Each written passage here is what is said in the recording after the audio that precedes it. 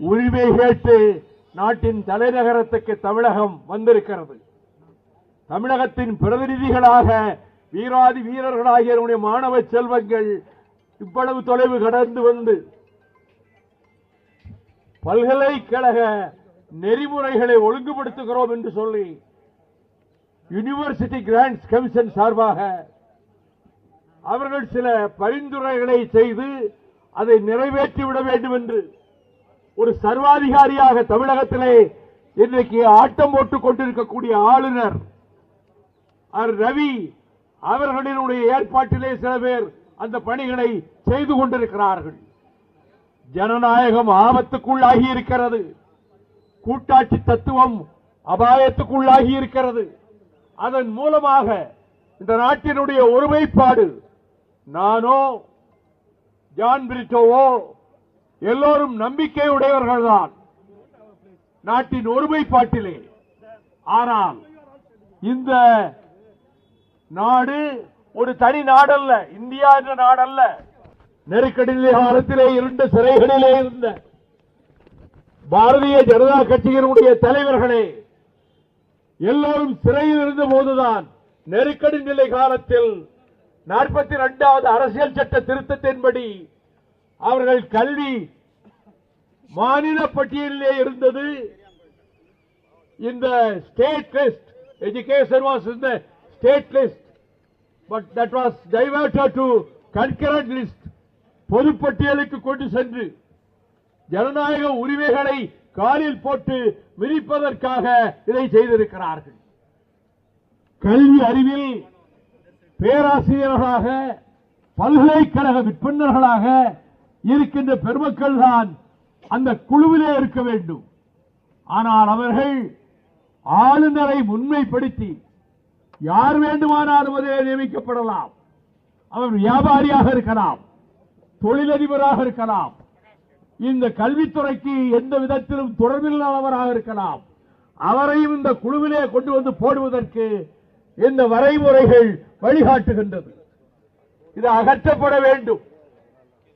கூட்டாட்சி தத்துவத்துக்கும் மாநில சுயாட்சிக்கும் நேர் எதிராக கொண்டு வரப்பட்டிருக்கக்கூடிய இந்த வரைவு நெறிமுறைகளை குப்பை தொட்டியிலே தூக்கி எரிய வேண்டும் என்பதற்காகத்தான் இத்தனை ஆயிரம் தோழர்கள் நெடுந்தொலைவிலிருந்து 2000 கிலோமீட்டருக்கு அப்பாலே இருந்து இங்கே வந்திருக்கிறோம். சாம்ராஜ்யங்களின் புதைகுடி என்று வர்ணிக்கப்பட்ட டெல்லி பட்டணத்துக்கு, இந்தியாவின் தலைநகருக்கு வந்திருக்கிறோம். இந்த நிலைமையில் ஆளுநர் பதவி ஒழிக்கப்பட வேண்டும். The governorship should be abolished. அப்பொழுதுதான் ஜனநாயகம் பாதுகாக்கப்படும். அவர் இந்த முறையில் தான் கல்வியை கையில் எடுத்து அந்த நெறிமுறைகளின்படி சட்டத்தை நிறைவேற்ற பார்க்கிறார். மாநில அரசு சட்டம் நிறைவேற்றினால் அந்த சட்டத்திற்கு கையெழுத்திட மறுக்கிறார். ஆகவேதான் பிரிட்டிஷ் சாம்ராஜ்யத்தினுடைய வைஸ்ராய்களைப் போல இந்த ஆளுநர்கள் செயல்படுகிறார்கள் என்பதை இங்கே மனோஜ் அவர்களும் பிரிட்டோ அவர்களும் தெளிவாக சுட்டிக்காட்டினார்கள். தமிழகத்திலே இருந்து இத்தனை தொலைவு வசதி குறைவுகளையும் தாங்கிக் கொண்டு வீரர்களாக, கொள்கை போராட்ட வீரர்களாக தலைநகர் டெல்லியிலே நமது முழக்கம் எழும். ஆளுநர் பதவி ஒழிக்கப்பட வேண்டும். இந்த வரைமுறைகள் அகற்றப்பட வேண்டும். கல்வியாளர்கள் மட்டும்தான் குழுவிலே இடம்பெற வேண்டும்.